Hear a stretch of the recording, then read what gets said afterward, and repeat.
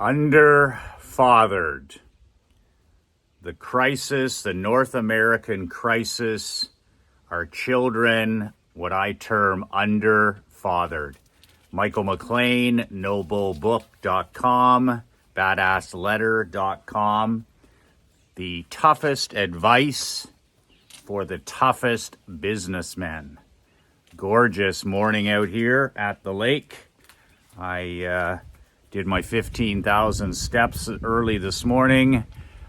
Dropped my daughter Emery off at the horse riding barn, and I'm really happy what's happening at the stables.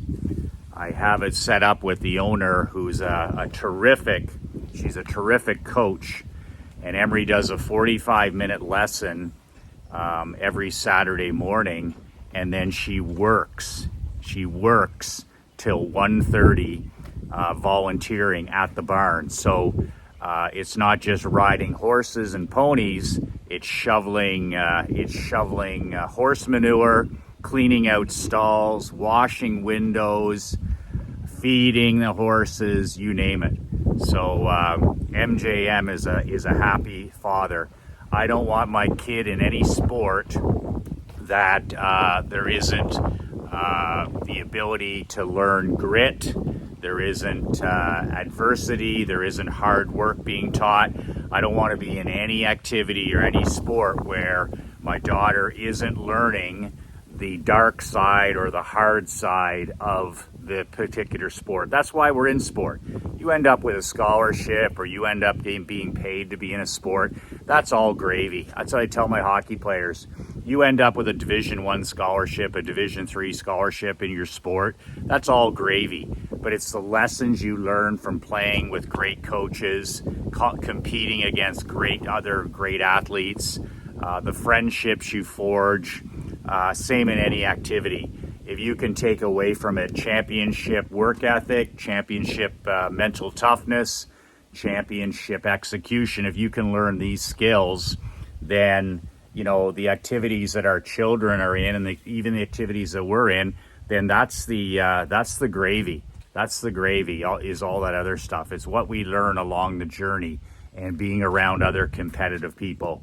So underfathered is a term that my great friend, private client, and newsletter subscriber Mark Selps, all the way from Sydney, Australia. Krista and I went to Australia for 5 weeks during our honeymoon 11 years ago, and we stayed with Mark and his family for a week.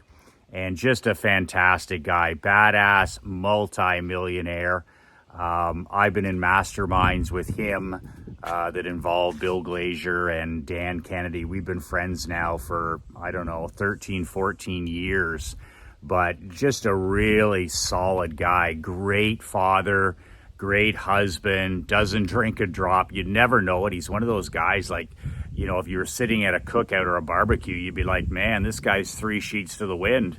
And guy hasn't had a drink of alcohol, I don't think, in his life, never smoked a cigarette, doesn't need to, high on life. But what a terrific guy. And when we were in Australia, he used to call the crisis that was going on there, and this is going back 11 years, underfathered. Children in Australia underfathered. Well, we're going through, as you know, the same exact crisis here in North America and in the United States and Canada. I was looking at the statistics yesterday, and I think these are low. I think these statistics are BS. But nonetheless, 1/3 of children in North America are growing up without a father in their life. Not just at home. Not only is the father not at home, but the father is not in the son or daughter's life, which is, to me, is just a crime. So that's 1/3, 33%. I like I said, I think that those numbers are light. I think that we're sold a lot of BS when it comes to that, when it comes to numbers like that. So one out of every 3 children in Canada and the United States is growing up without a father in their home and in their life. And that number brings it to about 18 million kids just in the U.S. So 18 boys and girls growing up without a father in the home and without a father in their life. And I mean, statistics and facts prove how detrimental this is. And it's a real crisis in our society where fathers, a lot of guys I talk to, they don't understand the impact that they have in their son or daughter's life. They're like, well, I'm not there, or I'm not committed, or I'm not, I see my son or daughter once a week or something like this. And I'm like, screw it on straight, man. Like, you have as much of an impact in your son or daughter's life, their worldview, their self-esteem, their self-image, how they end up being a mother or a father by the impact of the father. Like, I think that parenting is my biased opinion is that parenting is a two-person job. I don't care who the two people are, but it's a two-person job. And God bless the single moms and dads out there that do an incredible job, and they raise, in some cases, incredible children. And I mean, those people are real life heroes. They're real life heroes. They do it on their own. But in a perfect scenario, I mean, a child needs a mom and a child needs a dad. And the underfathered, it's just a train wreck when it comes to what you see when a father is not involved in a child's life. And when I say not involved, I mean not just living in the house, but also not involved in the son or daughter's life.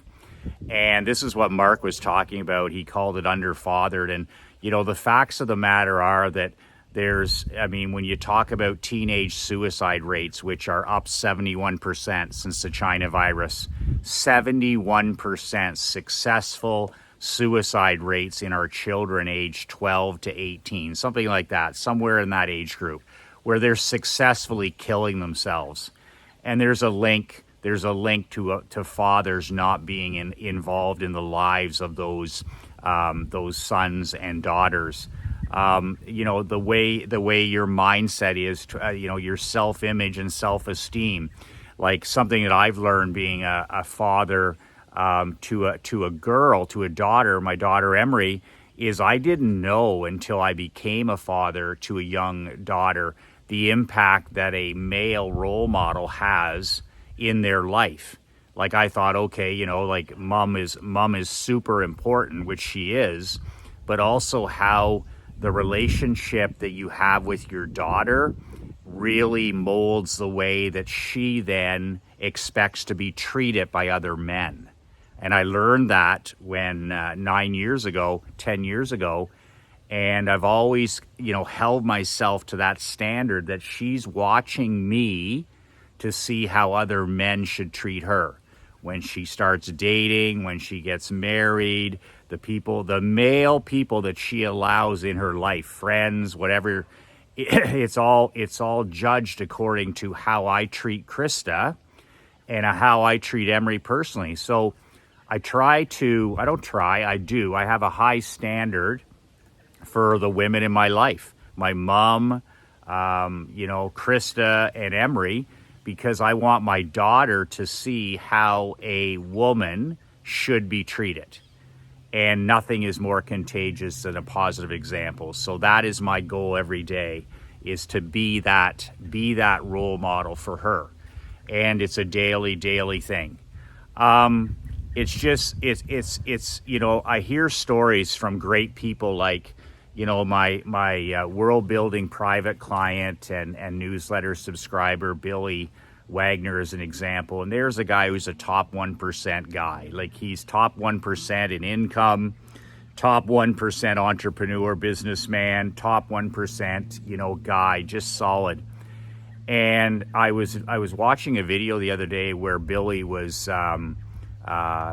interviewed. By the way, Billy has a brand new book out. Just Google Billy Wagner and buy his brand new book on Amazon. I'm going to put the link in the newsletter. I don't have the link here, but Billy Wagner, and it's brand new. You can buy it on Amazon, and if he writes it, it's solid, and it'll make a difference in your business and your life.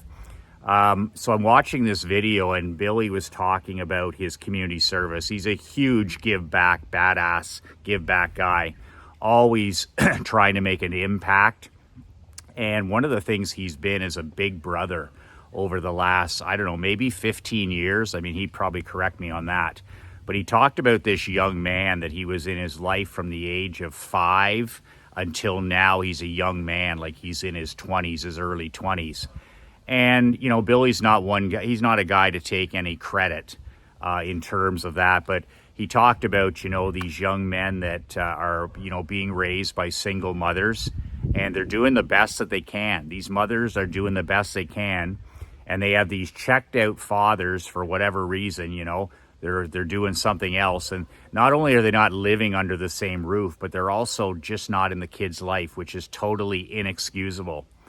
And he talked about how he got as much out of it as the young man. But, you know, like there's a young man who gets to watch a guy like Billy up close and really see what it is to be a gentleman, you know, and how to shake a hand and how to dress and how to, you know, self-discipline. Just like I was saying about championship work ethic, championship effort, championship discipline, championship mental toughness, championship manners, championship execution. Those are all the things that are contagious for these young kids when they have men even volunteering as a big brother like Billy in their life. So that's something that I've been thinking about for a while is you know, like so many of the guys I work with, they're totally involved in their kids' lives. It doesn't matter if it's you know, if they're teenagers or they're in their 20s. Most of the guys that I work with are in their children's lives, and always have been. They share they share what they're doing in their business. They share the books they're reading. They share these videos. I have guys who share these videos. They send these videos to their adult children every day. And I'm so happy when I hear that, because I just love a tremendous relationship with a father and a daughter, or a father and a son. It just brings joy to my life when I see that. And I work in the trenches, as you know, as a volunteer hockey coach now, with you know, low income kids. And that's what my program is about. A lot of the kids that I work with on Sunday mornings, not all, but some, you know, grandma and grandpa drop them off on Sunday, or dad has them that day, and then the next Sunday, you know, mom has them, and it's a real mixed bag. And I've had kids where we've had to go pick them up or drop them off after Sunday morning because mom and dad can't get their act together, right? They can't get their act together to figure out how to get their kid to hockey one day a week. But, you know, I don't focus on that stuff at all. I focus on how can I help this young man? How can I help this young girl? Because we have boys and girls in my program. And it's just amazing that, you know, like the difference you can make in a young person's life, especially if your kids are raised and you have that experience where you get involved in coaching, whether you get involved in your church, whether you get involved in something like Billy did with Big Brothers. Just how can we help these, how can we help turn this crisis of underfathered around? And as badass millionaires, that's the questions we ask. We don't bitch, we don't whine, we don't complain, we don't make excuses. How can I help? How can I help? So this is something that I've been asking my subconscious to work on at night. I've been writing about it in my journal. I touch on it in my newsletter that's coming out in August. How can I help these young men and young women? Because I work with these people, and how can I help even more? And when I saw those numbers, 18 million at least children in America alone that are living without a father in their home or in their life, and 1/3 of the children in Canada and the United States are growing up in single parent families. You know, how can we as alpha males, how can we as alpha badasses, how can we help and serve these young, especially these young kids in these homes that have just the parent? How can we teach them and share with them the gifts that a father gives a son or daughter? And like I said, I think that both roles are equally important. I have so much respect for single parents that do it all. But, man, oh man, it's a two-person job. And how can how can you volunteer? How can you give back some of your time to make a difference in a young person's life? So that goes along the lines of what I've been thinking about for the last, I would say, I don't know, 11 or 12 years. One of my principles, one of my values in my life, one of my daily goals is there's no success that I can have. There's no success Michael McLean can have that will compensate for failure in my own home. There's no success I can have. There's no Barclay Cup. There's no 7 or 8 figure income. There's no successful business. There's no book. There's no award. There's nothing that can overcome if I fail in my own home. And this is my world. I build it, so I'm responsible. I'm responsible as a husband, and I'm responsible as a father. I'm not talking about anybody else except Michael McLean. And every day, this is why I work so hard to become a better husband, to become a better father. And that's why I read books. That's why I take programs. That's why I study. That's why I book date nights. That's why I have special times for just Emery and I. That's why I coach her. That's why I take her to the horse barn. That's why I pick her up at school. This is why, Krista and I have mini vacations. There's no success in my life that will ever compensate failure in the home. And as I mature as a businessman and as a husband and father, I just notice, if you notice the same thing, that family just becomes more of a priority every single day. I've always had it as a priority since I've been married, but up until that point, I didn't even give it any thought. I was a single guy living in a 1-bedroom apartment, making $40,000 a year. I was just trying to build something. But now that I'm a husband and a father, I think about it every day. How can I show up even better? What can I do more of? What can I do less of that's hurting my family? What can how can I communicate better? How can I spend more time with Krista and Emery? How do you spell love, right, men? How do you spell love? Time. I have lots of guys, clients are like, Michael, what do I do with my kids and stuff? I'm like, screw it on straight, brother. The only thing your son or daughter want are your time. And they may try to BS you with this, like, oh, I don't want to do this and I don't want to do that. That comes with adolescence. But time, and they want your real time. Like when I coach hockey or I coach skating, I look up and the stands are full of, 99% of people are just stuck on their phone on Sunday morning. And I'm just sitting there. That's not spending time with your kid. Like I don't even touch my phone today on a Saturday or on a Sunday. I take Emery to the horse barn and I watch her 45-minute lesson. And I'm the only parent that's there. I'm the only parent with both feet in today. So I'm going to make sure that she's not under-fathered, even though she has a father.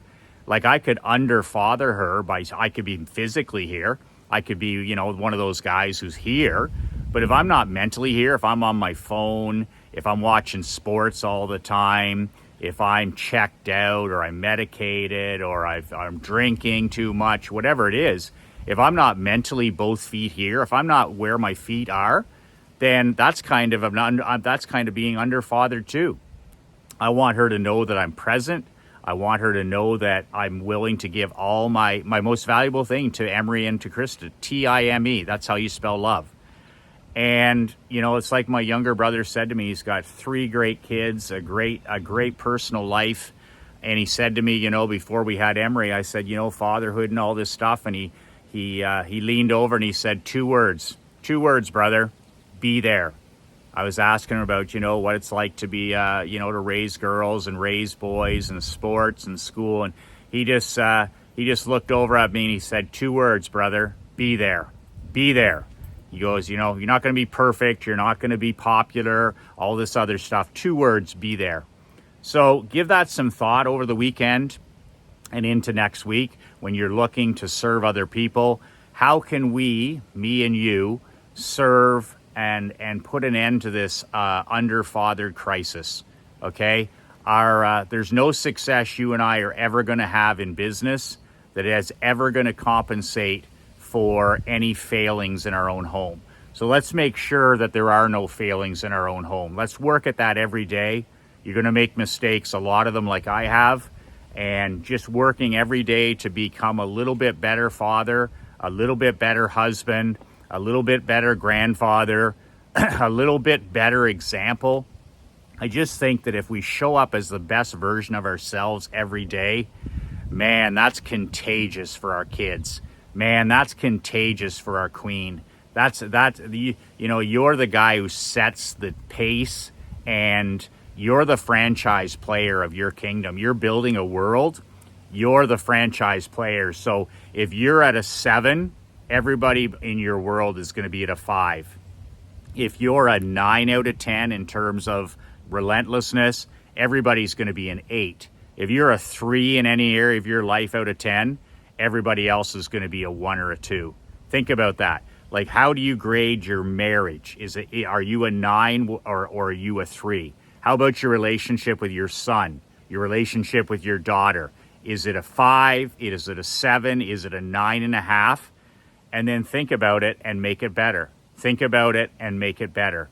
And make sure that our kids are not under-fathered. And also, what other ways we can serve these other 18 million kids, 1/3 of the population, who are struggling to make a way in this world without a father in the home or in their life. So deadline is coming up right away for my monthly newsletter. It's coming up, the Michael McLean World Building. It's my kingdom building letter. Go to badassletter.com right now and sign up. It's $97 a month. If that's a lot of money for you, then you're in the wrong arena.